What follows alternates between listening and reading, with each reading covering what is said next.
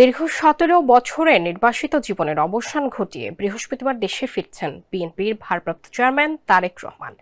তার এই ঐতিহাসিক প্রত্যাবর্তনকে কেন্দ্র করে রাজধানী জুড়ে উৎসবের আমেজ ও ব্যাপক নিরাপত্তা প্রস্তুতি নেওয়া হয়েছে। এই বিশেষ দিনে যানজট নিয়ন্ত্রণ ও জনসমাগম বিবেচনায় বিমানবন্দর এলাকায় ঢাকা এলিভেটেড এক্সপ্রেসওয়েতে বড় ঘোষণা দিয়েছে সরকার। প্রধান উপদেষ্টা প্রেস উইং বুধবার এক বিজ্ঞপ্তিতে জানান, বৃহস্পতিবার দুপুর ১২টা থেকে বেলা ২টা পর্যন্ত এক্সপ্রেসওয়েতে বিমানবন্দর সংলগ্ন টোল প্লাজাটি সাধারণ যানবাহনের জন্য সম্পূর্ণ টোল মুক্ত থাকবে। সোনামণিকে নিয়ে আমি থাকি চিন্তামুক্ত, কারণ আমি ব্যবহার করি এসএমসির স্মাইল বেবি ডায়পার।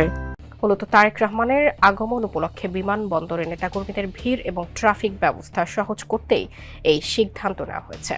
বিএনপি জানিয়েছে, বেলা ১১টা ৫০ বিমান বাংলাদেশের একটি নিয়মিত ফ্লাইটে তারেক রহমান হযরত শাহজালাল আন্তর্জাতিক বিমানবন্দরে অবতরণ করবেন।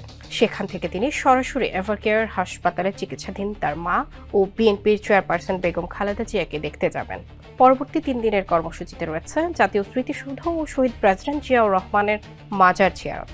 এছাড়া তিনি জুলাই গণঅভ্যুত্থানে আহতদের দেখতে পঙ্গু হাসপাতালেও যাবেন। যানজট এড়াতে সোহরাওয়ার্দী উদ্যানের পরিবর্তে ৩৬ জুলাই মহাসড়কের সার্ভিস লেনে একটি সংক্ষিপ্ত কৃতজ্ঞতা সভার আয়োজন করা হয়েছে।